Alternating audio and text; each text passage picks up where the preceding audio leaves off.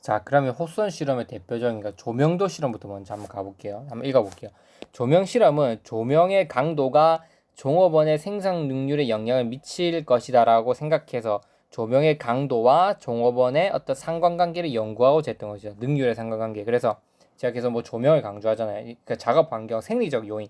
인간은 생리적 요인에 의해서 얼마나 통제를 받고 있는가, 그것을 실험하기 위해서 만든 게 조명 실험이에요. 한번 생각해 보세요. 여러분들이 어떤 공장이 있다고 한번 머릿속에 상상을 하시고 이 안에서 이 조명 속에서 뭔가 조립해야 된다고 생각해 봅시다. 그래서 조명이 밝을 때 이 생산성이 높아질까요? 아니면 조명이 좀 어두울 때 생산성이 높아질까요? 당연히 빛이 잘 보여야지 물건을 만들어내는 생산성은 높아지겠죠. 당연한 걸 겁니다, 여러분.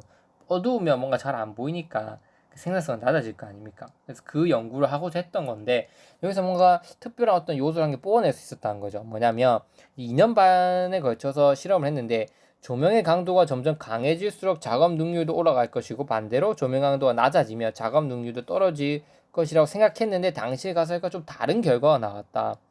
조명의 강도가 올라갔을 때는 작업 능률이 올라간 것은 맞다. 하지만 반대로 조명의 강도가 떨어졌을 때 생산 능률은 점차 상승하는 결과가 있었다. 왜냐면 조명이 이제 떨어지면 떨어질수록 오히려 더 집중을 하게 된다고 하든지 아니면 다른 무슨 요인이 있었겠죠. 그래서 중요한 건 뭐냐면 그 요인이 뭔지는 모르겠는데 조명이 점점 높였을 때, 밝기를 높였을 때 생산성이 향상된 건 맞는데 다시 반대로 조금씩 떨어뜨렸어요. 그러면 생산 능률이 낮아져야 되는데 오히려 생산성이 높아지는 결과가 있었다는 거죠. 그래서 이걸 토대로 우리가 느낄 수 있는 게 뭐냐 보면, 조명도가 생산 능률을 바꾸는 요인 중 하나는 될 수 있어요. 하지만 절대적인 요인은 아니라는 걸 입증하게 된 거예요. 이걸 통해서 딱 깨진 게 뭐냐면, 인간은 무조건 생리적인 어떤 요인, 생리적 욕구에 의해서만 동기화되고 조작되고 거기에 영향을 받는 존재는 아니구나. 생리적 요인에 의해서 영향을 받는 게 아니라 뭔가 다른 요인도 있구나라고 하는 그런 가설이 나올 수 있던 게 조명도 실험이었다는 거죠. 이듯이요. 또한 여기 보면 조명의 강도에 변화를 준다고 하고 실제로 변화를 안 줬어요. 종업원들이 느끼기에 조명 조건에 대한 불만이 나왔지만 오히려 작업 능률이 올라가는 변화가 있었다. 그래서 조명도가 좀 낮으니까 조명도 내가 좀 높여줄게 이렇게 했는데 실제 변화는 안 했어요. 안 높였던 거예요. 그래서 불만이 계속 나왔지만 왜 이렇게 자꾸 빛을 안 높여주는 거야 라고 해서 그에 대한 불만은 나왔지만 오히려 작업 능률이 올라가는 변화가 있었다. 여기서 핵심은 뭐냐면 계속 강조드리지만 생산성 향상에 영향을 미치는 것이 이렇게 생리적 요인 영향을 주는 거, 생리적 욕구를 건드려 주는 거, 이런 것들이 있을 수 있지만 이게 절대적인 요소는 아니구나라고 하는 영향이 나오게 된 거죠. 그걸 정리해 놓은 겁니다. 여기 보시면 조명도가 생산 능률을 바꾸는 요인 중 하나가 될 수 있어도 절대적 요인은 아니라는 것을 입증하게 된 게 조명도 실험이다. 이렇게 볼 수 있어요. 자, 그 두 번째. 그럼 이제 궁금하겠죠, 여러분. 생각해 보세요. 인간이 이러한 생리적 현상에 의해서 영향을 안 받는다고? 그럼 인간의 어떤 동기나 어떤 생산성에 영향을 줄 수 있는 요인들이 뭐가 있을까 궁금해지겠죠. 그래서 나온 게 뭡니까? 계전기 조립. 또 다른 실험을 진행해 본 거예요. 이 계전기 조립 실험에서 뭘 해봤냐면 작업 조건이 종업원들의 생산 능률에 변화가 있을 것이라고 생각하고 실험한 것이다. 이거예요. 누구랑 일하냐, 어떤 사람과 일하냐가 오히려 작업의 생산성에 훨씬 더 영향을 많이 줄 거라고 하는 거죠. 여러분들도 일하셨던 분들이 있을 거예요. 직장 상사 계속 괴롭혀요. 때리고 싶죠, 진짜. 너무 막 괴롭히고 이유 없는 걸로 뭐라 했을 때 내가 잘못해서 혼나거나 아니면 그런 거는 당연히 인정할 수 있는데, 그게 아니라 뭐 처음 일하러 들어왔는데 갑자기 뭐 욕을 한다든지 이거 왜 몰라 이렇게 한다든지 그런 경우, 혹은 막 모르는 걸 배워가는 과정에서 질문했을 때 막 화를 내는 거, 이런 것들은 했을 때 그 사람은 정말 안 좋은 사람입니다. 그렇게 하면 사람한테 그렇게 하면 저는 안 된다고 생각합니다. 배려하고 이해해주고 힘든 것도 고충을 들어주고 이렇게 해야지. 그런 직장 상사분을 모시고 있을 때는 생산성이 낮아질 수밖에 없어요. 그런 것들입니다. 그래서 작업 조건이 생산성이 어느 정도 영향을 미치고 있냐. 그래서 어떻게 했냐면 2명의 여공을 선정하고 그 여공이 자기가 좋아하는 다른 4명의 여공들을 선택하도록 해서 계정기 조립을 하는 작업을 가시도록 했습니다.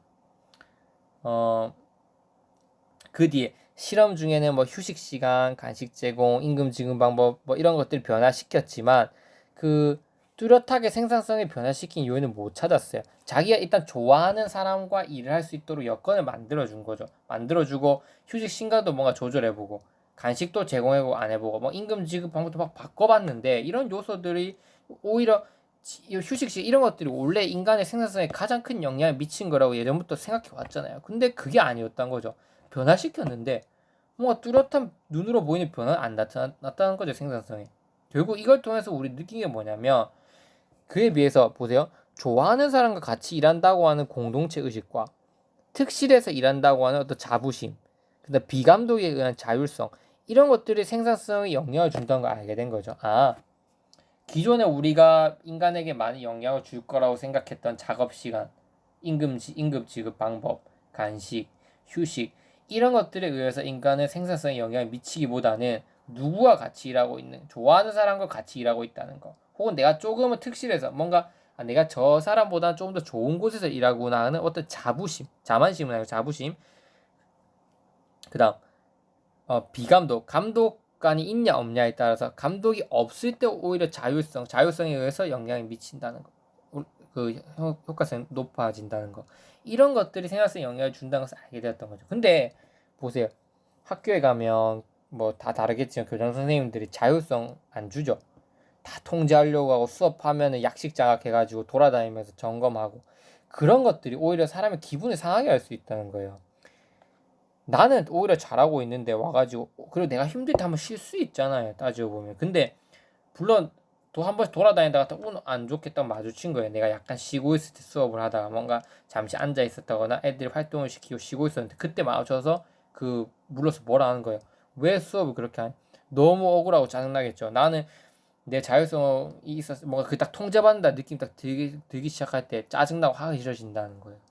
그런 식으로 통제하는 어떤 장님들은 그 학교장들은 인간에 대해서 너무 몰라도 너무 모른다는 거죠. 제가 만약에 뭐 학교 장이 뭐 나중에 된다면, 만약 될 수 있다고 가정한다면 저는 공동체 의식과 자율성, 자부심을 존중해주고 인간으로서 그런 것들을 오히려 영향을 많이 줄 것 같습니다. 물론 이런 것들을 이용하는 사람들을 잘 캐치해야 되는 건 맞아요. 하지만 인간은 기본적으로 이런 속성을 가지고 있다는 걸 알고 있어야 됩니다.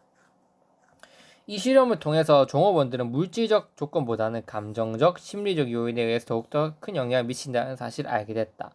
그래서 이전까지 무시되었던 종업원의 감정, 태도 등에 대한 문제를 연구하기 위해서 면접 실험이 새로 진행됐다. 그러면 인간의 생산성에 영향을 미치는 것은 감정적이고 심리적인 요인들이구나. 그러면 더 세부적으로 분석해봐야죠. 어떠한 감정적, 심리적 요인들이 생산성에 영향을 미칠까? 이 계정기 조립 실험 다음 나온 게 그래서 면접 실험을 진행하는 겁니다.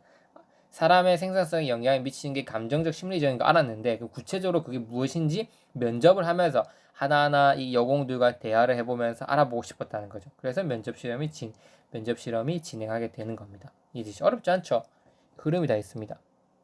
자, 그래서 면접 실험을 진행하는 거예요. 면접 실험을 통해서 종업원들의 근로 의욕은 작업장의 사회적 조건과 근로자의 심리적 조건 영향을 미친다는 결론을 내린 거예요. 인간의 생산성에 미치는 요인이 딱 두 가지다.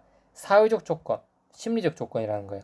이 심리적 조건은 개인적 감정이고 사회적 조건은 어떤 사회적 감정을 뜻하는 건데 일단 개인적 감정은 뭐냐면 종업원이 자기 임금이나 감독자에 대한 공포나 불만이 있을 때 이게 뭔가 영향을 미친다는 거죠. 예를 들면 그 개인적으로 내가 그 관리자하고 가지고 있는 어떤 부적절한 어떤 대인관계, 어떤 불만 이런 것들이 근로의 욕구에 영향을 미치는 게 바로 심리적 조건이에요. 근데 물론 인간은 이런 개인적으로 어떤 심리적인 상태에 따라서 이런 작업의 효율성이 달라질 수 있는 것도 있지만 보다 큰 영향을 미치는 건 사회적 조건으로 본 거예요. 아까 말했듯이 예를 들면 함께 생활하는 상사, 동료들과의 호흡, 그리고 다니는 회사에 대한 자부심 이런 것들에 의해서 생산성에 더 영향을 많이 미친다는 거죠. 즉 결론을 요약하면 면접 실험은 구체적으로 여공들이 어떤 사회적 혹은 인간의 심리적 요건에 따라서 영향을 받고 있는지 궁금해가지고 하나하나 불러서 대화를 해본 거예요. 따지고 보니까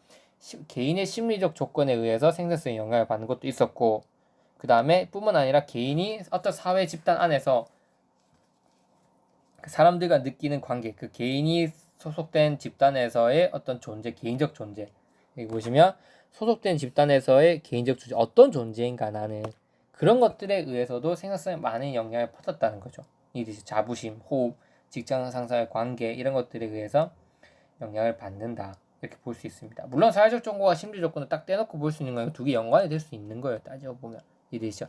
하지만 조금 사회적 조건은 개인이 사회 속에서 공간에 놓여 있는 어떤 위치, 심리적 조건은 그 개인이 그 어떤 상황에서 느끼는 심리적 요인, 공포, 불안, 이런 것들입니다. 공포나 불안이라고 하는 그 특정 감정이 그 생각성 향상에 영향을 미칠 수 있다고 본 거죠. 심리적 조건은. 이해되시죠? 이게 면접 실험을 통해서 알게 된 첫 번째 요인이고, 두 번째는 뭐냐면 면접을 통해서 불편 불만을 토로할 수 있게 되는 과정 속에서 소통이 증가된 거예요. 관리자와 그리고 그 노동자들 간에. 따라서 이게 긍정적 영향을 미쳤어요. 즉 면접은 소속되어 있는 요인들, 면접을 핵심 포인트는 뭐냐면 아랫사람과 윗사람의 커뮤니케이션을 쉽게 하여 감정적 왜곡과 갈등을 해소시키고 불평을 발산하는 데 기여한다.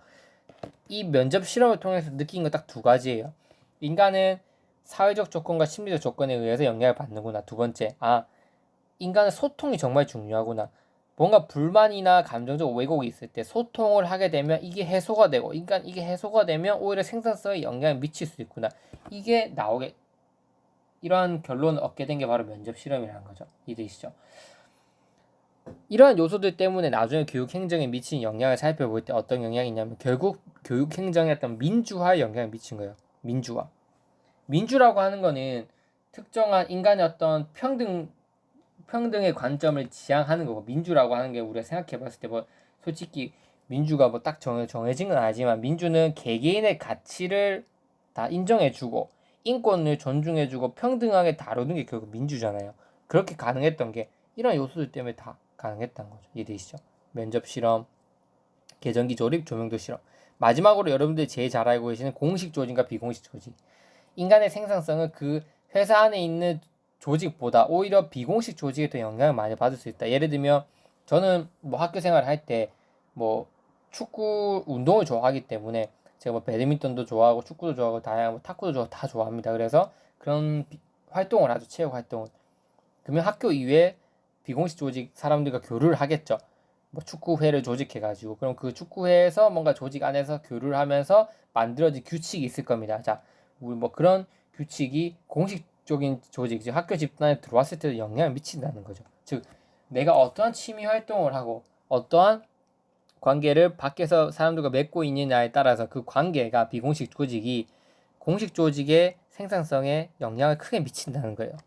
이게 바로 건반 배선 관찰 실험을 통해서 얻게 된 거예요.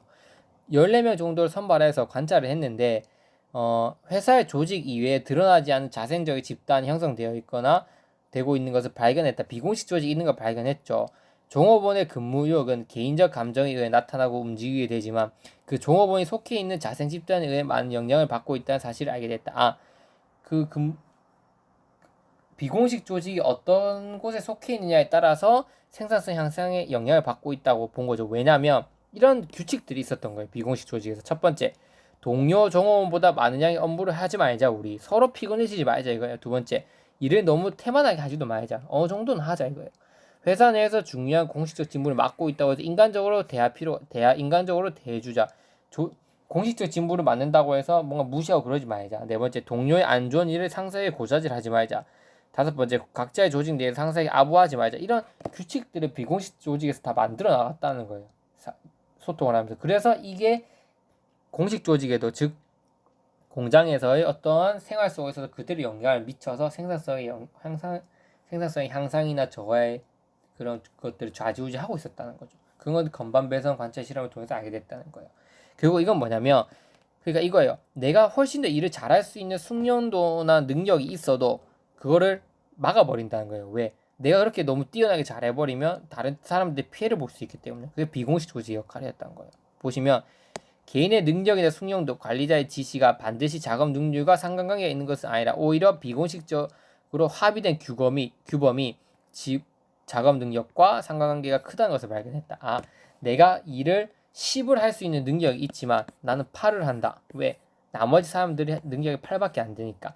내가 10을 해버리면 나머지 사람들이 피해를 볼 수 있으니까, 또 내가 그 비공식 조직에서 이 사람들과 좋은 관계를 유지하기 위해서는 나도 8을 해야 되니까 8만 한다는 거죠.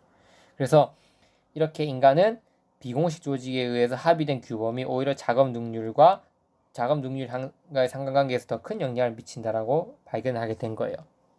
이런 실험 하나하나들을 제가 앞에서 이제 요약을 해놨습니다. 이제 조명돌 계전기 면접 건반배에서 관찰 실험을 다 요약해놨으니까 여러분들 보시면 되고, 그러면 이런 거 하나하나가 물론 시험 나올 확률도 있어요. 없다고 볼 수 없습니다. 그래서 인간관계론에서 어떤 그 물어보는 이 실험에서 얻게 된 요건이 뭔지 물어볼 수도 있지만, 보다 중요한 건 이런 것들을 통해서 결국 우리가 알아야 될 건 뭐냐면 바로 행정에 미친 영향이다.